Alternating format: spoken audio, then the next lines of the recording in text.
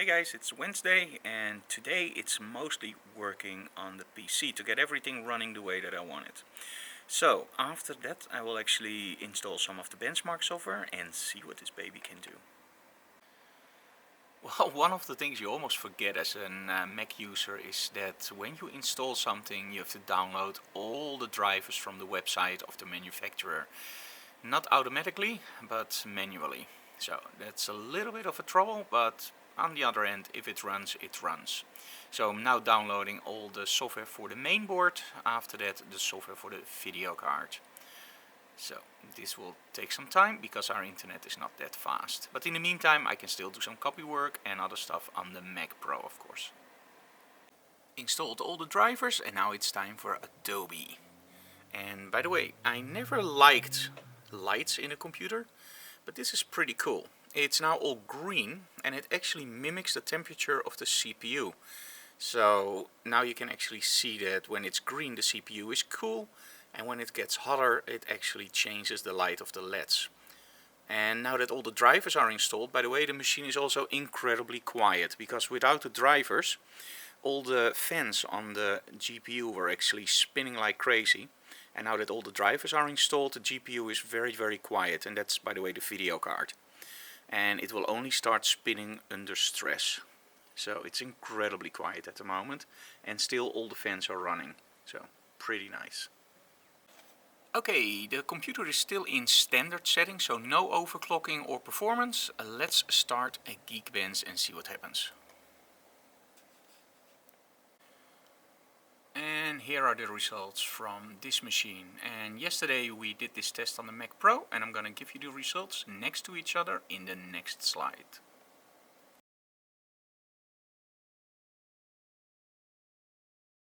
Okay, and now we're running the video card test, OpenCL. And here we have the results, and that's 0. Don't know what that means. Maybe it's too fast, I don't know. So, well, we always have Haven to test, so that's up next. Running Geekbench again after the optimization of the ASUS software, so I'm very curious to see if there's a huge difference or just a small difference. And there we go, and that's a little bit higher. And remember, this is not with overclocking, this is just running the software of ASUS, or from ASUS, in optimization mode. So it reboots once or twice and then it will set everything, well, the way that it thinks it should be. And maybe that's overclocking, but I don't know, I never overclocked a machine that much. Okay, as promised, we were gonna do an honest test, because normally my workflow on the Mac is in Final Cut Pro. So I have a 4K video here from our latest instructional video, the Amityville house, and we're gonna re-render that to 180p. This is something that we do a lot because the downloads are actually 180p and our instructional videos on the sticks are 4K. So this is something we do a lot. So let's see how long it takes compressor to do this. Okay, rendering is done. 20 minutes, 31 seconds. And we're gonna do the same thing in a moment on the PC under Resolve, because that's what I'm gonna be using there. Okay, everything is set up on the Wacom at the moment. This is the first time we're gonna test in high resolution, and we actually also got the trackpad working with a little app. So the trackpad is working great. Even second mouse click and drag and drop is working, as you can see here. It's already running, of course. I'm going to show you the app very quickly. And it's a paid app, it's about €9. And then you have all the functionality of your Magic Touchpad. And I love that thing, so I want it to work. Okay, so let's start Haven and let's see what the benchmark does in the proper resolution like we tested yesterday with the Mac Pro. So we have everything on medium, 2560 by 1440. And let's run.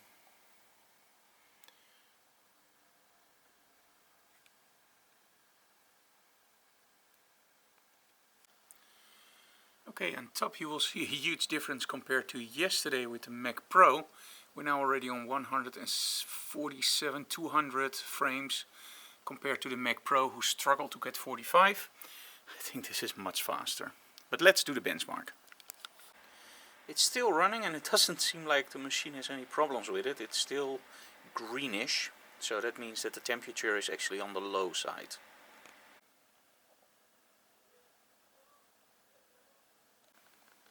And the results, ladies and gentlemen. And this is a totally different score from the MacPro. Oh my. Goliath has literally won. And not by a small margin. Wow.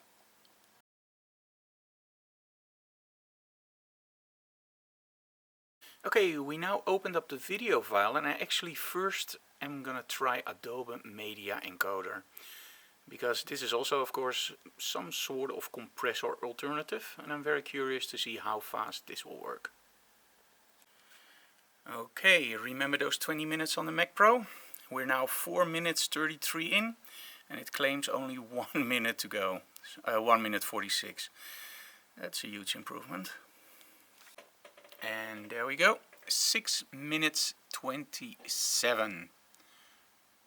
1 second remaining, so we can say 6 minutes and 26 seconds compared to the 20 minutes on the MacPro. Okay, it's now in Resolve, and let's go from Resolve to 180p and see how fast that goes. Okay, now this is seriously impressive. Normally you will not see this in real time. This actually seems speed up. So it's a 7-minute clip. And according to Resolve, it only takes it 3 minutes and 7 seconds. That's ridiculous. Let's see if that really works.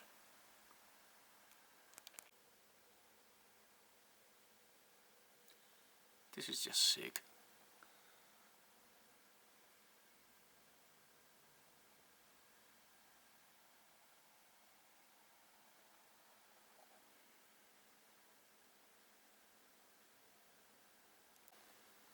Okay, with all due respect to my beloved MacPro, but this is a serious difference.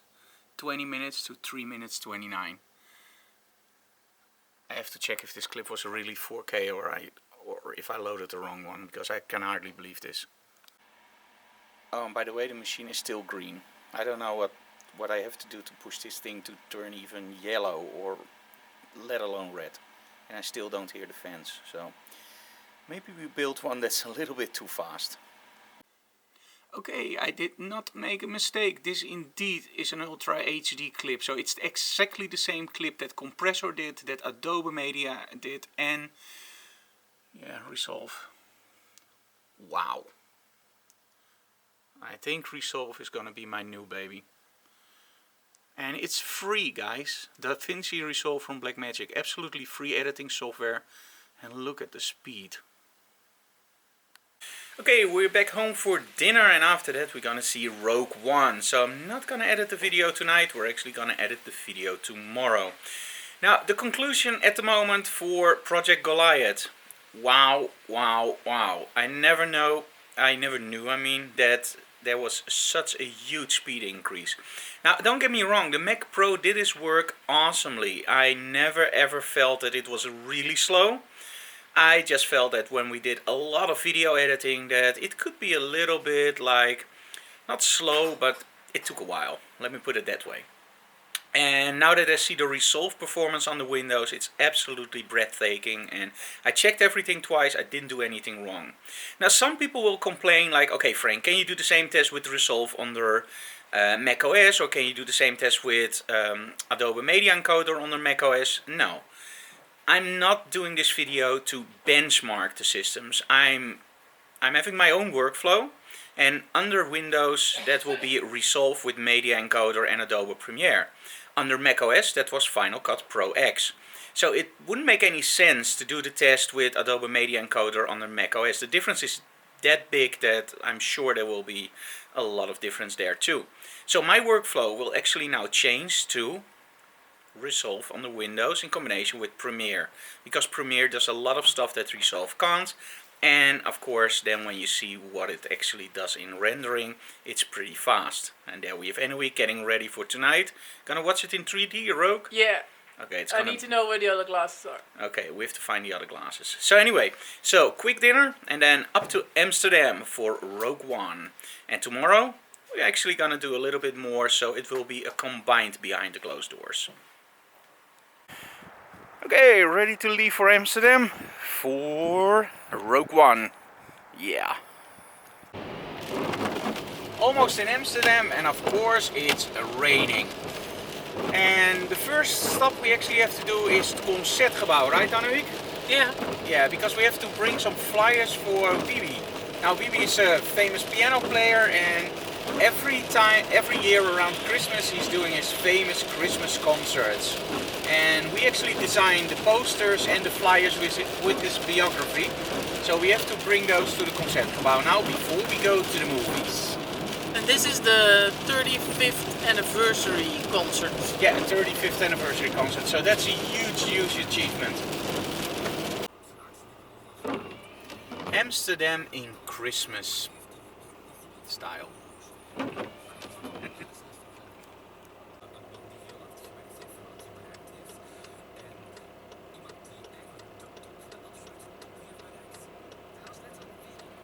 Okay, and Annemiek is delivering the flyers for Bibi to the Concertgebouw.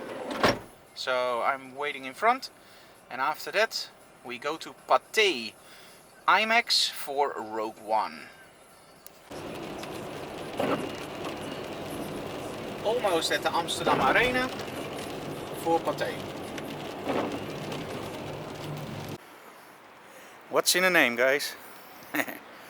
Okay, let's go to the Pathé Arena. Okay, but first we have to pick something up at the Mediamarkt.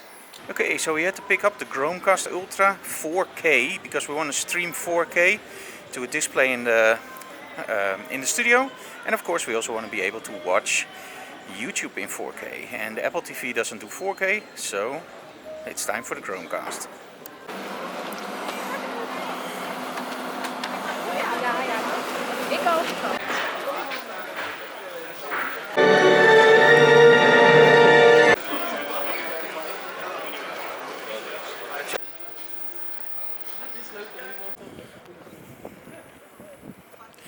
So Annemiek, what did you think of Rogue One? It was very long.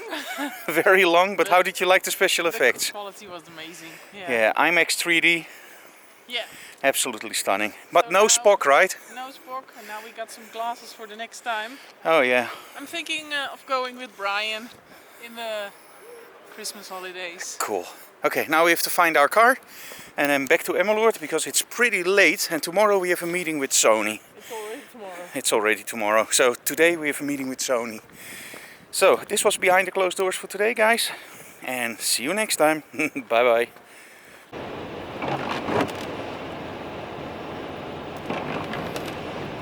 Driving back, and look at the weird effect. Dark sky and all the lighting from the lights on the road. Very nice.